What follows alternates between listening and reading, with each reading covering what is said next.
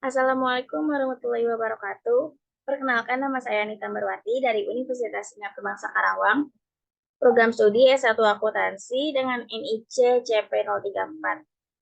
Di video kali ini saya akan menjelaskan bagaimana hak akses atau security matrix pada modul invoice.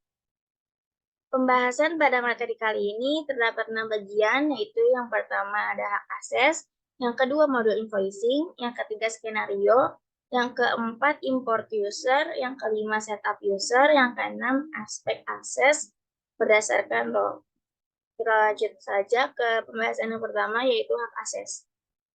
Hak akses atau security matrix adalah fitur untuk melihat role-nya sebuah akun atau user, apakah bisa create, read, update, dan delete, atau hanya bisa membuat dokumen saja pada bagian tertentu yang dikehendaki oleh administrator.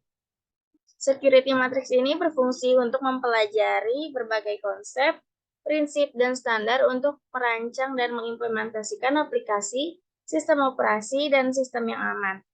Lalu manfaat untuk security matrix ini ada 3, yaitu yang pertama kita bisa mengatur akses menu, tab, field, button, dan lain-lainnya berdasarkan grup. Kemudian yang kedua, kita bisa mengatur akses model sampai tingkat CRUD atau create, read, update, dan delete.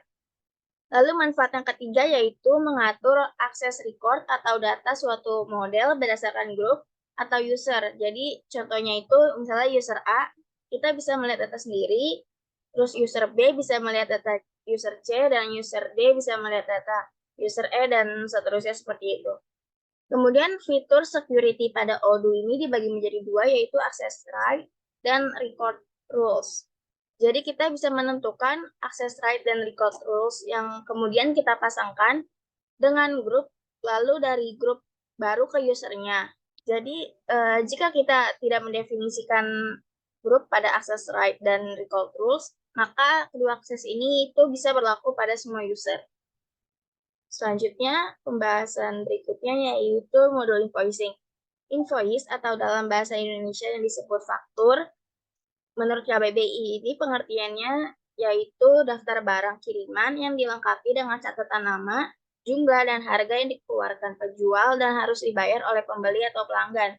Sedangkan invoicing itu artinya membuat invoice atau membuat faktur.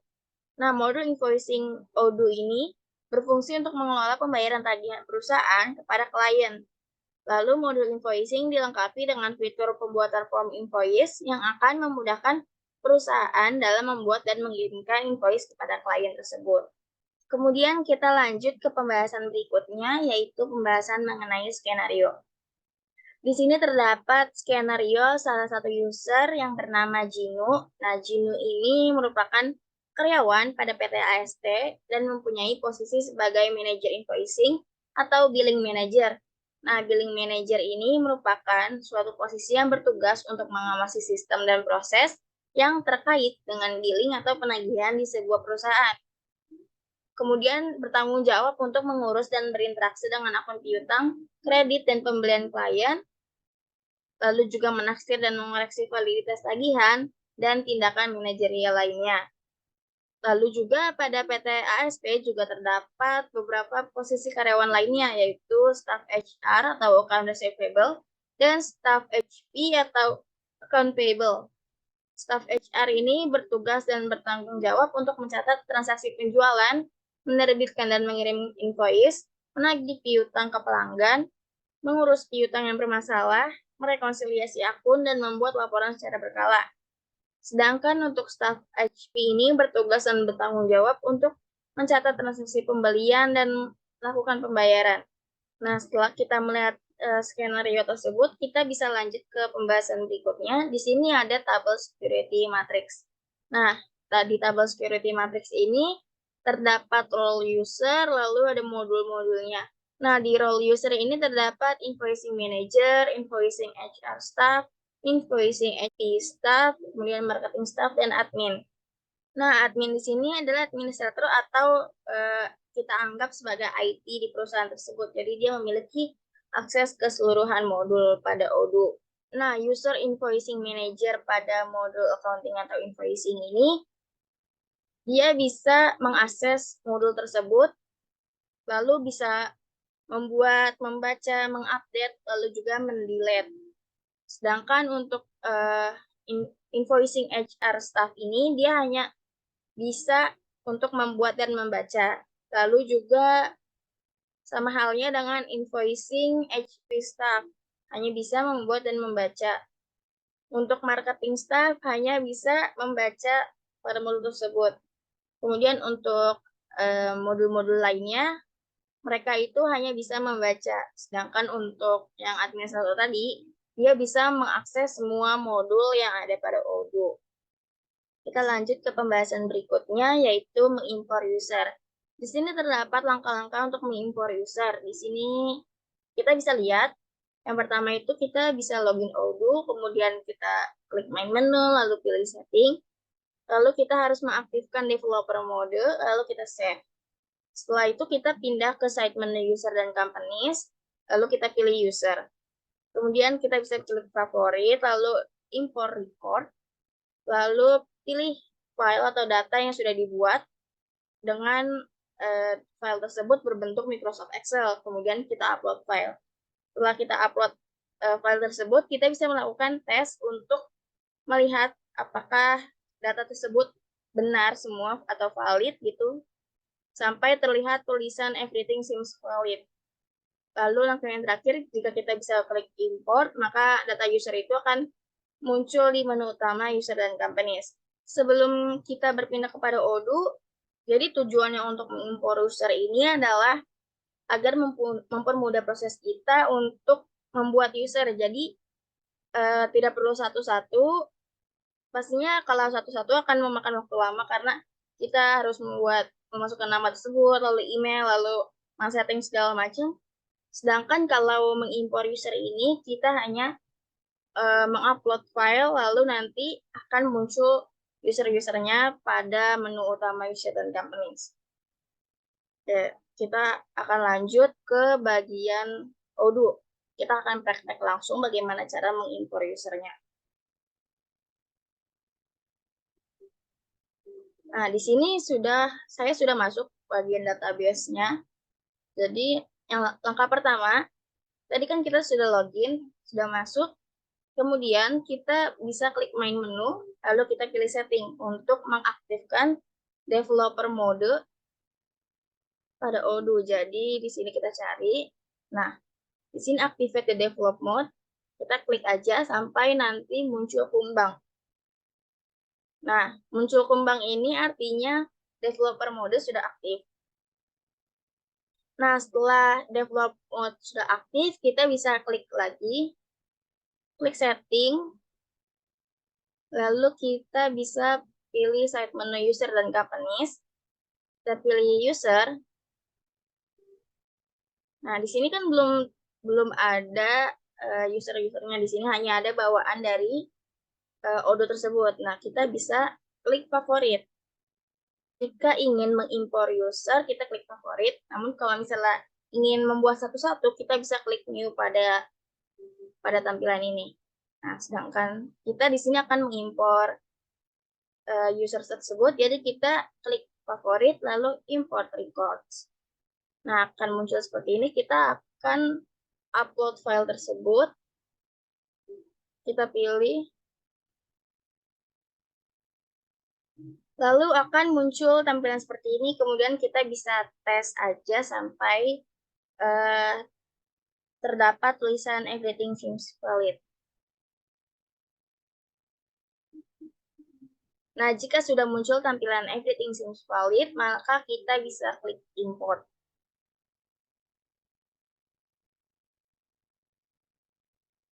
Jika sudah import, maka tadi yang sudah dijelaskan sebelumnya akan muncul user-usernya pada tampilan utama user and companies. Nah, ini adalah data-data yang sudah tadi saya siapkan untuk mengimpor user tersebut pada Odoo. Dan kita lanjut ke pembahasan berikutnya, yaitu setup user. Nah, langkah-langkah untuk men-setup user atau melakukan konfigurasi hak akses pada user tersebut, kita bisa klik main menu, lalu pilih setting, lalu kita pilih lagi site menu user dan companies, lalu kita pilih user. Kemudian kita bisa pilih salah satu user yang kita ingin atur hak aksesnya. Kemudian kita bisa lakukan konfigurasi hak aksesnya sesuai dengan kebutuhan. Oke, kita balik lagi ke tampilan Odoo. Nah, misalnya nih, kita klik setting, lalu user dan companies, kita pilih user. Di sini kita bisa mengatur hak aksesnya. Tadi kan di skenario,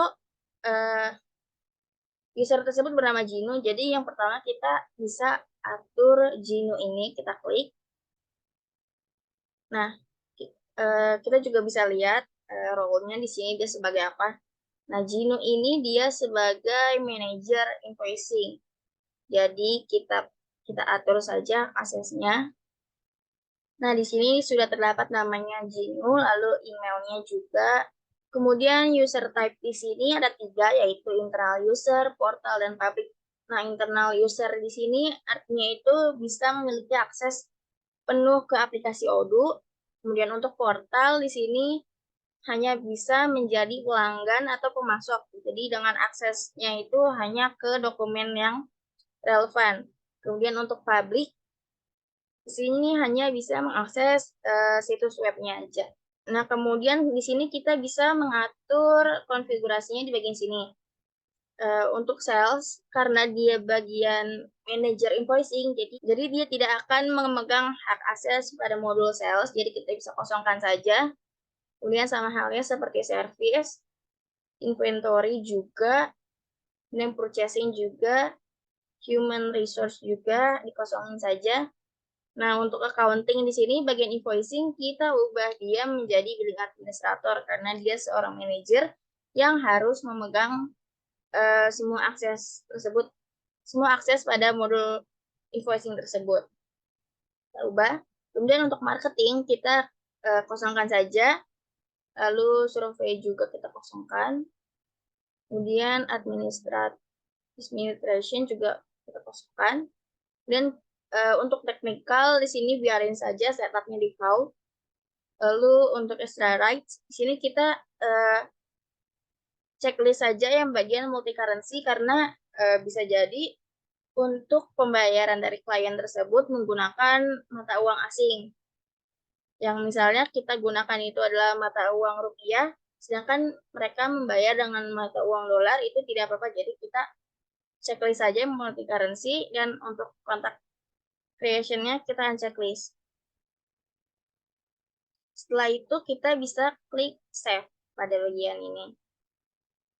Lalu kita juga bisa mengubah password pada user ini. Kita klik action, lalu change password. Nah, di sini kita klik aja new passwordnya di sini. Kita sudah siapkan.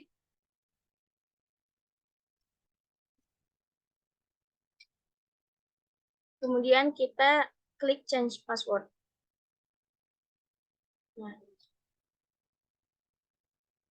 Nah, untuk men-setup atau mengkonfigurasi user tersebut, contohnya seperti ini.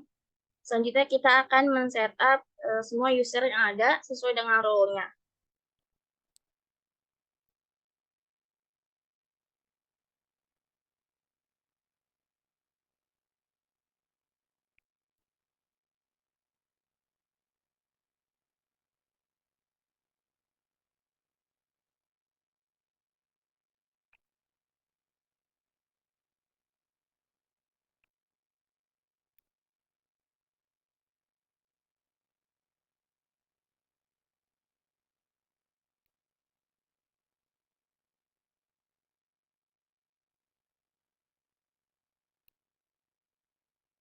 Baik, kemudian juga kita bisa lihat bagian site user dan company, kita lihat bagian grupnya. Sini kita cari bagian invoicing billing administrator. Kita klik. Nah, di sini terlihat user yang dapat mengakses billing administrator ini hanya Gino. Kemudian untuk user demo yang otomatis dari Odoo, kemudian database-nya. Kemudian untuk inherit, di sini kita bisa lihat struktur terendah pada invoicing ini adalah billing, yaitu yang akan dipakai untuk staff HR dan staff HP. Kemudian untuk menu, dan terdapat menu-menu invoicing seperti configuration, banks, add banks account, kemudian banks, invoicing, contract, dan lain sebagainya, sampai e-faktur. Dan untuk kolom views, sini kosong saja. Kemudian untuk access right, sini kita bisa lihat terdapat akses-akses yang CRUD tadi, create, read, terus update atau write, dan delete. Kita bisa lihat bagian mana aja yang dia bisa mendapatkan akses untuk membaca, menulis, membuat, menghapus, atau hanya membaca saja, atau hanya menulis saja, membuat saja, atau menghapus saja, seperti itu. Di sini kita bisa lihat untuk account-nya, dia bisa mengakses semuanya, lalu untuk kontak hanya bisa melihat, jurnal juga bisa diakses semua, jurnal entry hanya bisa dilihat, lalu produk varian, template for account, account chart template, account journal group itu bisa diakses semua. Lalu untuk account codes first two digit itu hanya bisa dibaca. Kemudian untuk account tour upload bill hanya tidak bisa dihapus. Kemudian sama halnya juga untuk upload bill email confirmation. Lalu untuk accounting report, report column, report expression, report internal value, report line, mapping template of fiscal account mapping of fiscal position itu bisa diakses semua. Lalu di sini masih banyak lagi, bisa dilihat aja. Selanjutnya untuk record rules, ini kosong, lalu notes-nya juga kosong. Lalu kita bisa ke pembahasan berikutnya, yaitu aspek akses berdasarkan role-nya. Jadi langkah-langkah untuk menganalisis aspek akses berdasarkan role itu, yang pertama kita lakukan konfigurasi akses atas masing-masing user. Gitu. Nah, tadi kan kita sudah lakukan, oke. Kita lanjut ke langkah berikutnya, yaitu kita login Odoo kembali, tapi kita menggunakan user yang sudah dibuat sebelumnya oleh admin pada tab yang berada di posisi private browsing. Jadi nanti kita akan login Odoo dengan email user salah satu user, kemudian kita gunakan browser yang berbeda gitu dari browser yang Odoo administrator pakai. Kemudian langkah ketiga, jika sudah berhasil login, maka bisa dilakukan analisis pada kedua user tersebut. Jadi untuk analisis administrator dan analisis pada user. Oke, kita langsung saja ke tampilan Odoo. Kita buka user dan company, selalu user. Kemudian kita yang pertama akan menganalisis hak akses dari user Gino. Sini kita bisa buka browser baru.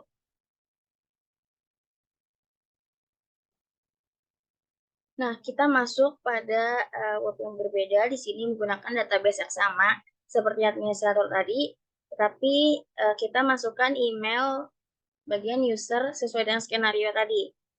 Tadi kan di skenario dia Gino, jadi kita masukin emailnya Gino dengan password yang tadi sudah kita ubah.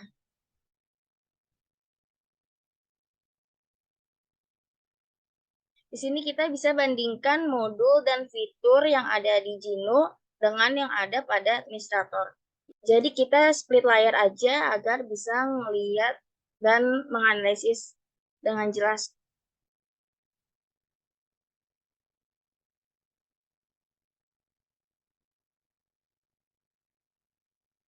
Sini kita buka modul invoicing. Nah, di Gino ini hanya tersedia modul invoicing karena tadi kita sudah ubah hak aksesnya hanya bisa mengakses modul invoicing. Nah, di sini kita bisa lihat pada modul invoicing ini mereka punya menu apa aja sih? Apakah akan sama atau ada yang beda? Kita bisa lihat di sini. Nah, untuk Gino pada side menu customer dia sama, yaitu ada invoice, credit notes, payment, product, customer, dan e-faktur. Kemudian vendor juga sama, ada bills, refund, payment, products, dan vendor. Kemudian untuk reporting, sini Gino ada manajemen dan invoice analysis yang sama seperti bagian administrator. Kemudian pada bagian configuration di sini yang berbeda, kita bisa lihat bagian Gino ini tidak ada settingnya. Jadi langsung invoice, payment term, lalu Incoterm, lalu banks, add a bank account, reconciliation models, accounting, tax, journal currency, fiscal position, journal group, tax group. Dan paymentnya juga Gino hanya mempunyai 3, sedangkan di administrator ini ada 4, yaitu provider, account, tokens, transaction. Nah, di Gino ini tidak mempunyai payment provider. Dan untuk manajemennya, kita bisa lihat di sini sama, yaitu ada produk kategoris. Selanjutnya, kita akan membahas bagian side menu customer aja. Jadi yang akan kita analisis adalah side menu customer. Kita coba buka bagian menu side menu customer dan kita buka menu invoice. Nah, di sini Gino ini bisa mengakses invoice, kemudian dia juga bisa membuat invoice tersebut, membuat baru, sama seperti administrator. Kemudian dia juga bisa mengupload, sama seperti administrator. Lalu juga bisa mengakses menu search bar, lalu fitur list, kemudian Kanban. Nah, sama seperti administrator juga. Berarti untuk menu invoice ini clear, yaitu Gino bisa mengakses semuanya. Kemudian kita lanjut ke menu berikutnya, yaitu credit notes.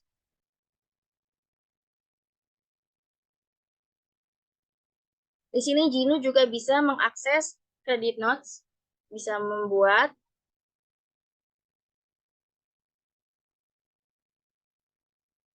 kemudian bisa mengupload, lalu bisa menggunakan search bar, lalu bisa menggunakan list dan Kanban.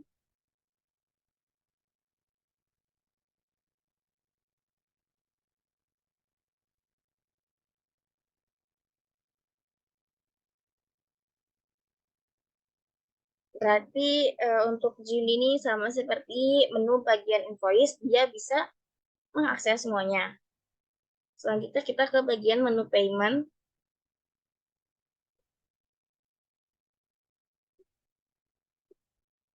Di menu payment ini sama, mereka bisa mengaksesnya tanpa ada halangan satupun, karena di sini belum ada yang di payment, jadi belum ada tampilannya. Kemudian untuk menu berikutnya yaitu produk, kita bisa lihat dan kita bandingkan. Nah, di sini untuk Gino dia juga bisa membuat baru produk, sama seperti administrator. Lalu bisa menggunakan list, Kanban, dan juga fitur activity dan search bar tentunya.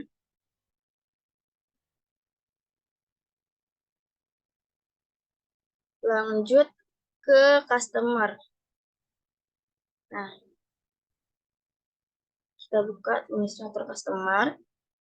Di sini terlihat bahwa untuk bagian user Gino, dia tidak bisa membuat customer baru. Sedangkan untuk administrator, dia bisa membuat baru. Lalu, apakah ada perbedaan selanjutnya? Kita bisa lihat. Gino ini bisa mengakses Kanban dan list, sama seperti administrator. Jadi untuk menu customer hanya berbeda pada Ginu tidak bisa mengakses atau tidak bisa membuat customer baru. Selanjutnya untuk menu e-faktur. Di menu e-faktur ini sama, jadi Ginu bisa mengakses untuk membuat e-faktur baru. Nah, jadi untuk perbedaan Ginu sebagai manajer invoicing dan administrator di modul invoicing ini hanya berbeda pada menu customer. Jadi untuk manajer invoicing dia tidak bisa membuat customer baru. Yang hanya bisa membuat customer baru hanya bagian administrator. Nah, jadi ini adalah hasil dari analisis aspek akses berdasarkan role-nya. Yang sudah dijelaskan tadi, jadi perbedaan untuk user sebagai manajer invoicing dan administrator pada modul invoicing hanya berbeda pada untuk membuat customer baru. Jadi untuk user sebagai manajer invoicing itu dia tidak bisa membuat customer baru. Untuk selebihnya dia sama seperti administrator bisa mengakses semuanya kecuali untuk membuat customer baru. Setelah itu kita buka lagi bagian setting lalu user dan companies.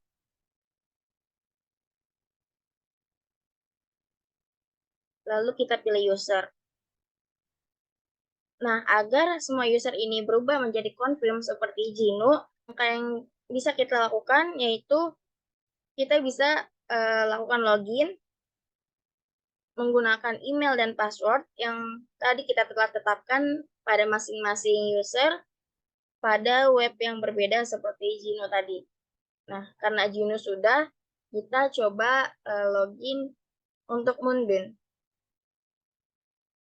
Kita copy paste dulu. Kemudian kita buka webnya. Nah, untuk Ginu ini kita bisa logout aja. Kemudian kita masukkan email, Moonbeam, dan passwordnya.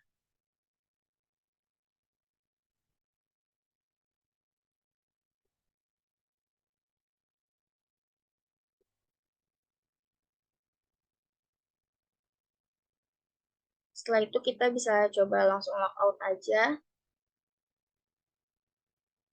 Kemudian kita buka web sebelumnya. Di sini Moonbeam sudah berubah menjadi confirm. Nah, jadi kita bisa lakukan login dan logout untuk semua user ini agar menjadi confirm.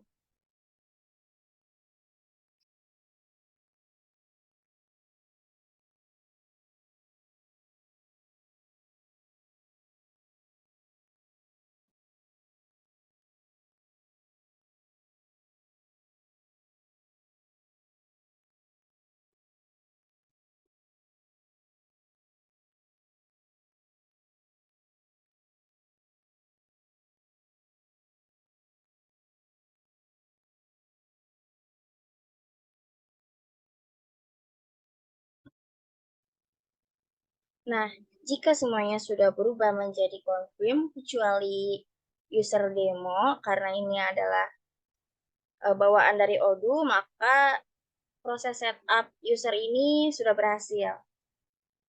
Jadi sekian dari saya untuk materi hak akses dengan pembahasan pengertian hak akses, lalu modul invoicing, import user, skenario, setup user, aspek akses berdasarkan role-nya. Kurang lebihnya mohon maaf. Wassalamualaikum warahmatullahi wabarakatuh.